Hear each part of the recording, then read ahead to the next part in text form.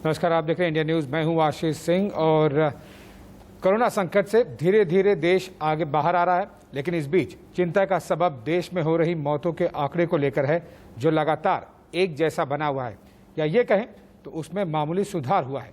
इस बीच corona test को लेकर एक नए तरीके के आने से कुछ और राहत मिलेगी। जी हाँ, अब गॉगल से कोरोना टेस्ट किया जा सकेगा। ICMR ने इस तकनीक को मंजूरी दे दी है। इस टेस्ट में स्वैब का कलेक्शन लेना जरूरी नहीं होगा। इसमें एक ट्यूब होगी जिसमें सलाइन होगा। लोगों को कोरोना की जांच के लिए इस सलाइन को मुंह में डालने और फिर 15 सेकंड तक गरारा करने की जरूरत होगी। एक और टेस्ट के नए तरीके इजाद किए जा रहे हैं, तो दूसरी ओर आप तस्वीरों में देख सकते हैं कि लोग कितने लापरवाह बने हुए हैं।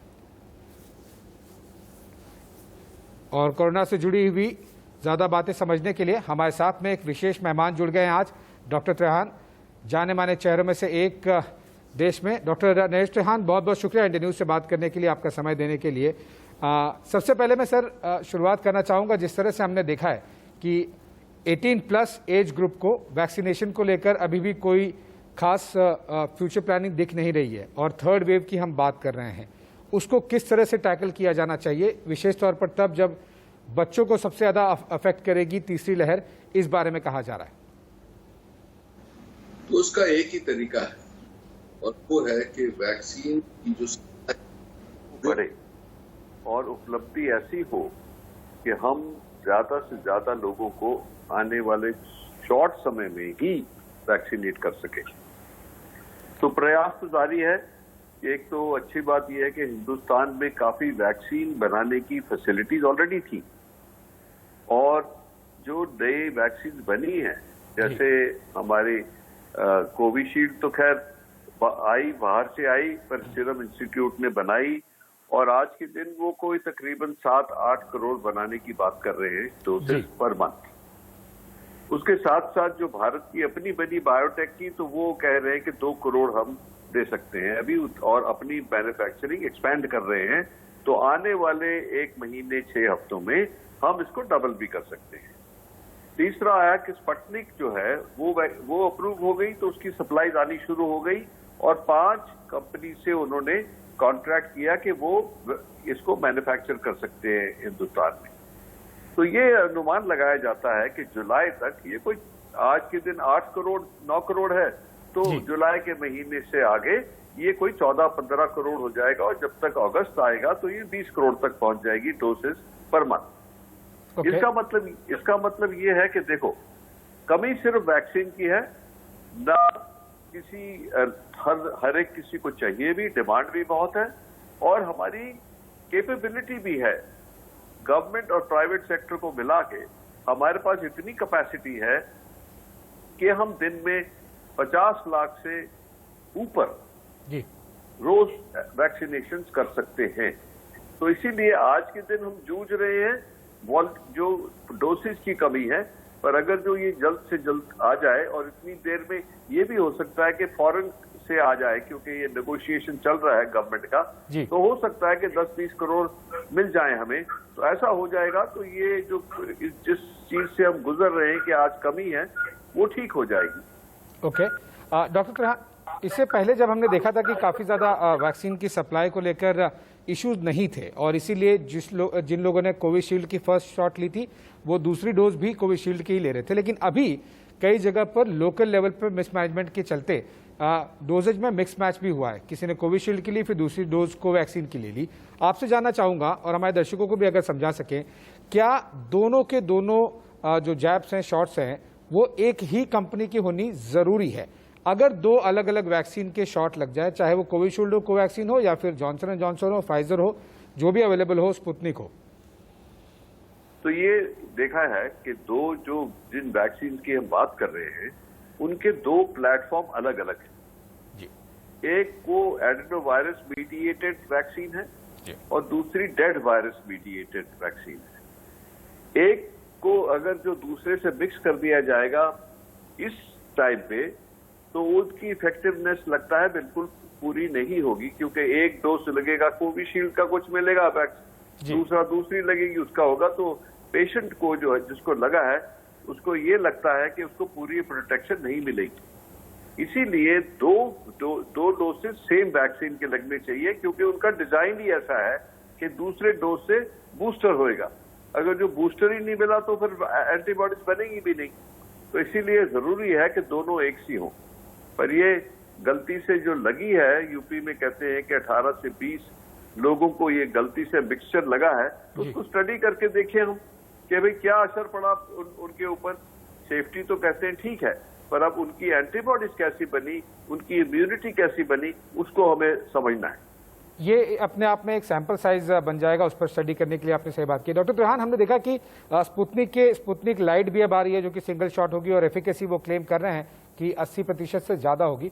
उसमें थोड़ा समय लगेगा, लेकिन स्पुतनिक वी की स्टेटस क्या है? आपने जैसे कोविशील्ड और कोवैक्सीन के बारे में बताया कि 4 से 6 करोड़ तक में जुलाई और अगस्त तक में भी हम पहुंच जाएंगे आसानी से। स्पुतनिक वी कब तक आपको लग रहा है कि इंडिया में एक मास लेवल पर मिलने शुरू हो जाएंगे? 2 बैचेस आ गए, लेकिन वो बैचेस केवल कुछ हजार में थे। हाँ, वो कह रहे हैं कि 1.5 बिलियन तो आने वाले हैं इसी जून के महीने में।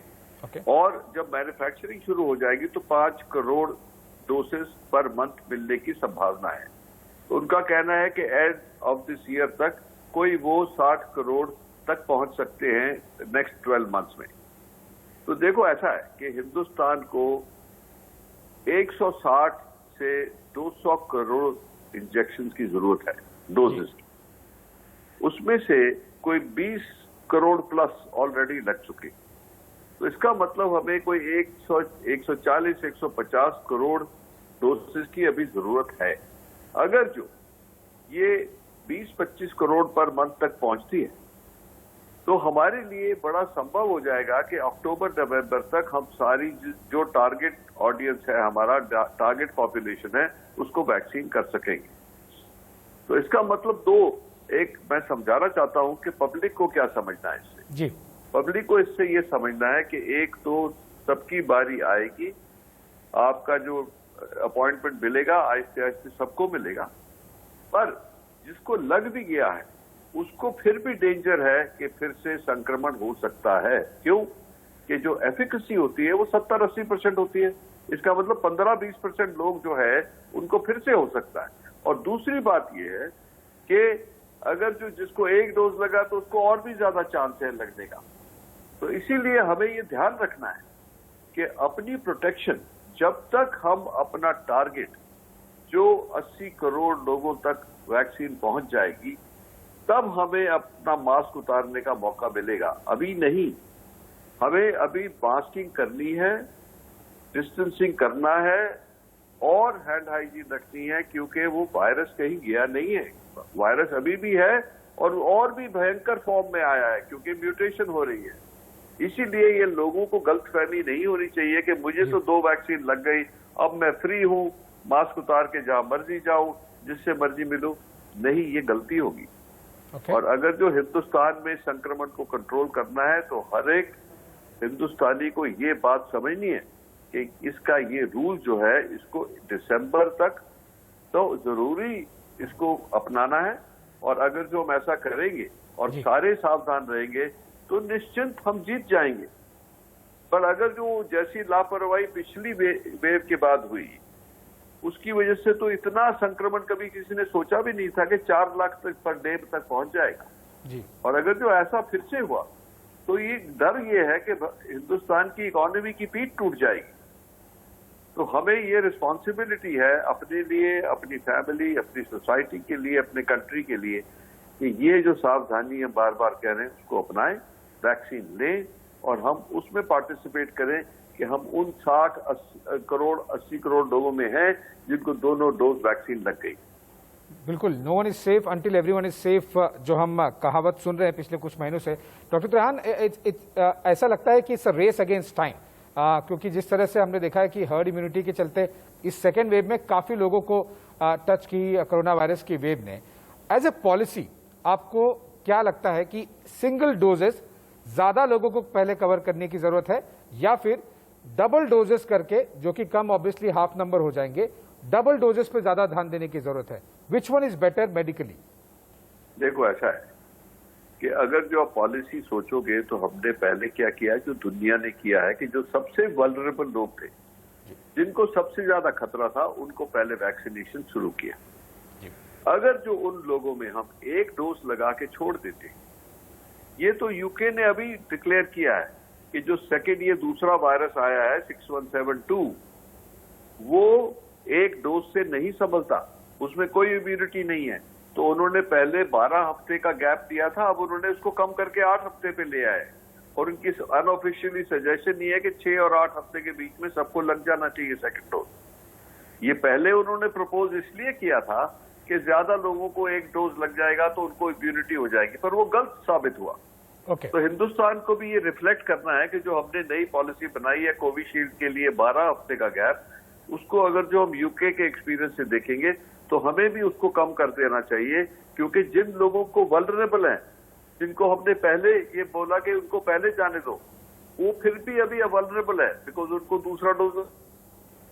तो इसीलिए एक तो जब तक ये वैक्सीन आए, जब से सबको लगनी शुरू हो, जो सबसे वल्नरेबल पॉपुलेशन है उसको प्रोटेक्ट करना है। क्योंकि आज आप खुद ही बोल रहे थे कि मृत्यु बहुत ज्यादा है, मृत्यु उन्हीं की बहुत ज्यादा है जो बेचारे फंस गए बीच में, जिनको एक डोज लगा था या कुछ भी डोज नहीं लगा था और वो वल्नरेबल थे, उनकी मृत्यु सबसे ज्यादा है। कुछ यंग लोग भी मरे हैं, बट सबसे ज्यादा मृत्यु जो है वो उन्हीं लोगों की है जो 60-65 से ऊपर हैं, जिनको ये कोमॉर्बिडिटीज हैं, और उनमें से ज्यादा संख्या वो है जिनको दूसरा डोज नहीं लगा।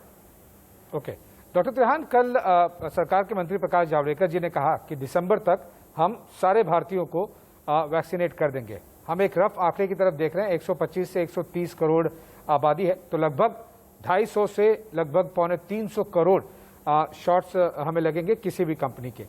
अगले 7 महीने हमारे पास बचे हैं। अगर हम सरकार के पॉइंट ऑफ व्यू देखें, प्रकाश जावड़ेकर जी ने क्लेम किया है, प्रोडक्शन कैपेसिटी को देख के आप देख रहे हैं कि क्या हम दिसंबर तक 250 से 250 वैक्सीन शॉट्स सारे कंपनियों को मिला लीजिए, हम क्या उसके आसपास भी पहुंचेंगे? देखो, ऐसा है कि एक साइंटिफिक प्रिंसिपल है।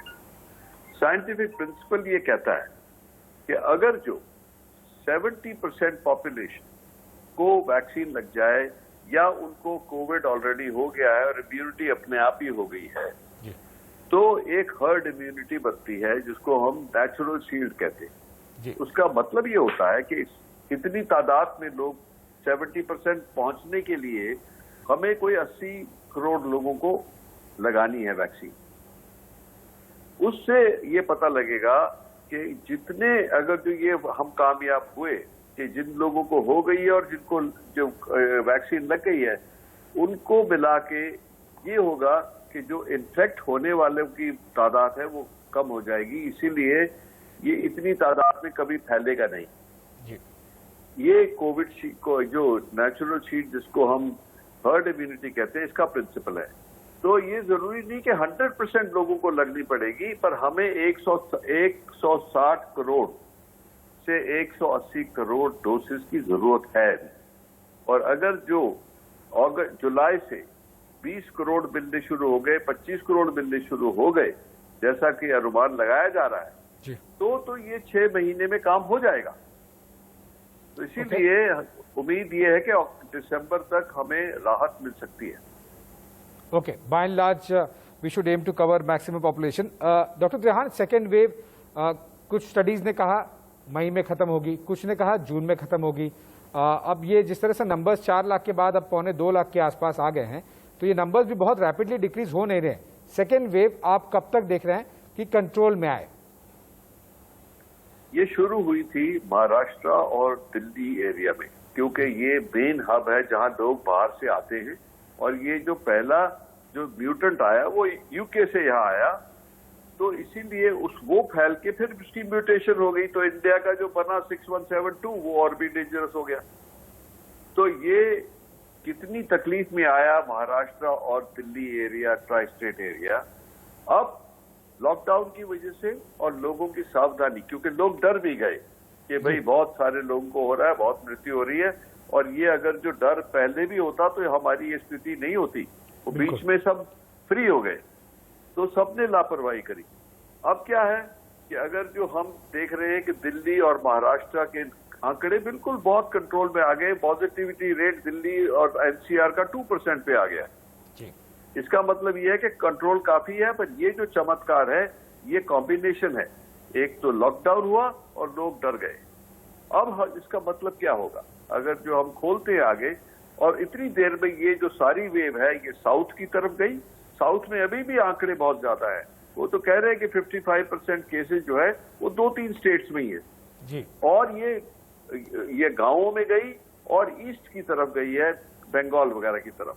तो ये आने वाले अभी जून तक तो चलेगी हिंदुस्तान में जरूर, पर इस एरिया में जरूर कम हुआ है। और अभी हमें लगता है कि जैसे मंडे से अनलॉकिंग शुरू होगा, अगर जो लोगों ने सावधानी यूज करी, सबने अपना दिमाग यूज किया, सबको अपनी फैमिली और अपना फिक्र हुआ, तो ये मुझे यकीन है कि हाँ ये वेव जो है हम इसको काफी देर तक डिले कर सकते हैं और आएगी भी तो बहुत कम कर सकते हैं।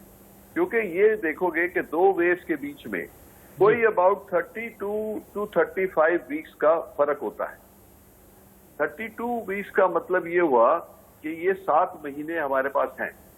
इस 7 महीने में अगर जो हिंदुस्तान का नक्शा बदल दे वैक्सीनेशन से और लोगों की ये दृढ़ता से कि हम इसको नहीं आने देंगे, तो मुझे पूरा यकीन है कि हम इससे बच सकते हैं।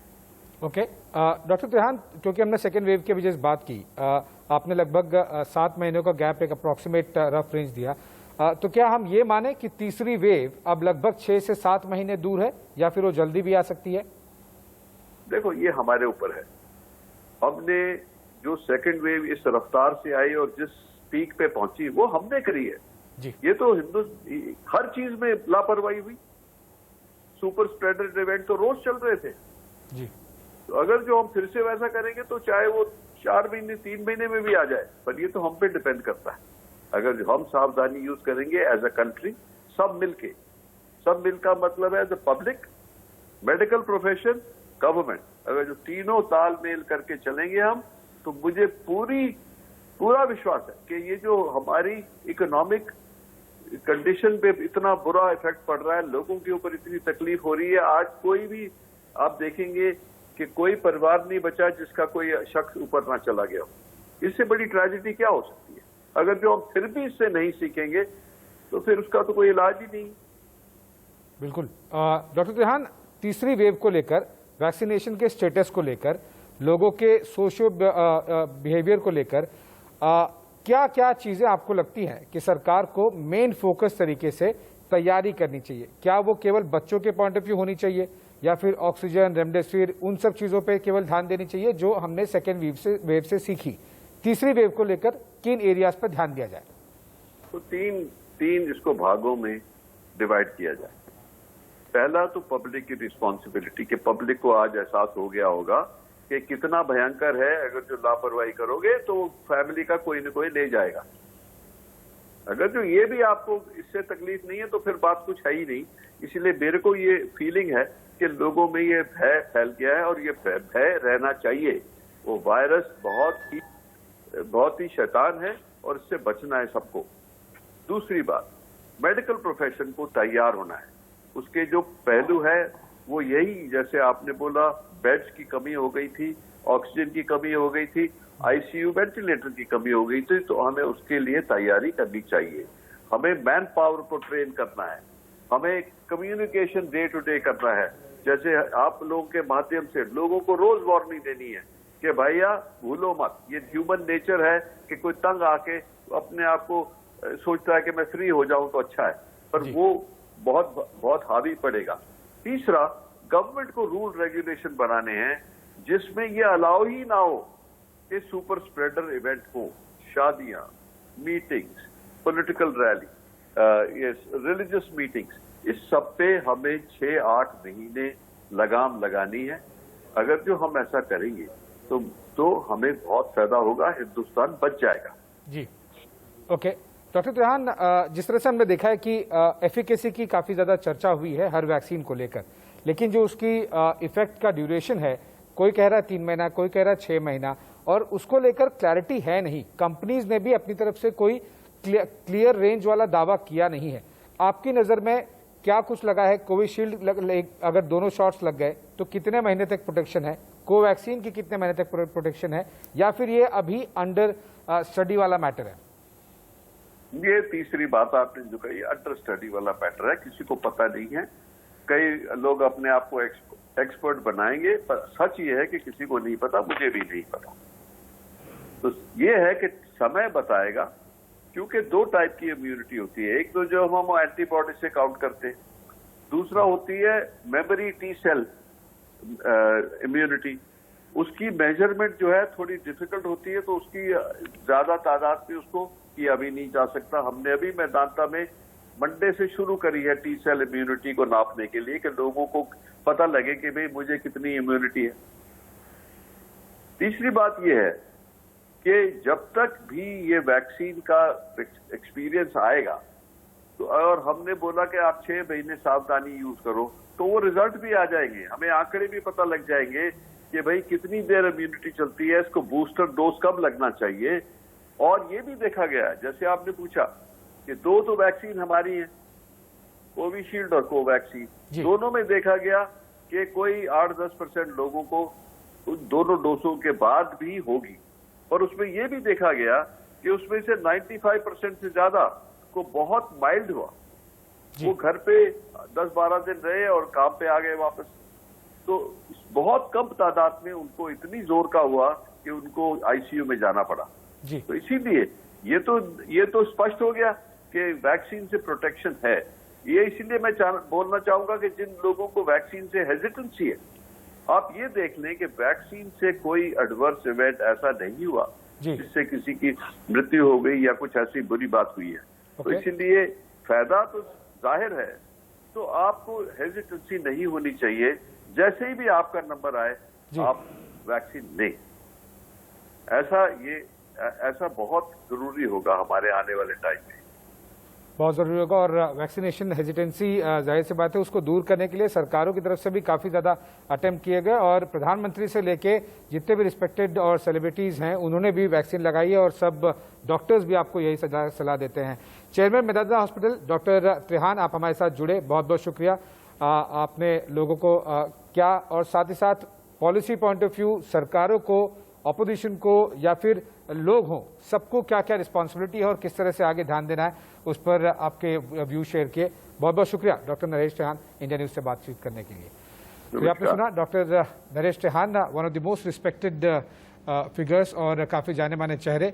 जाहिर सी बात है कि जिस तरह से हम देख रहे हैं कि दूसरी वेव अब आई और अभी भी धीरे धीरे करके ही नीचे जा रही है, काफ़ी कुछ निर्भर करता है आप पर, हम पर, कि हम किस तरह से बिहेव करते हैं। हम पर तीसरी वेव कितनी जल्दी आएगी, कितनी छोटी या बड़ी होगी, यह हम पर निर्भर करता है। बहुत बहुत शुक्रिया। एक छोटे से ब्रेक के लिए रुक रहे हैं, जल्द हाजिर होंगे।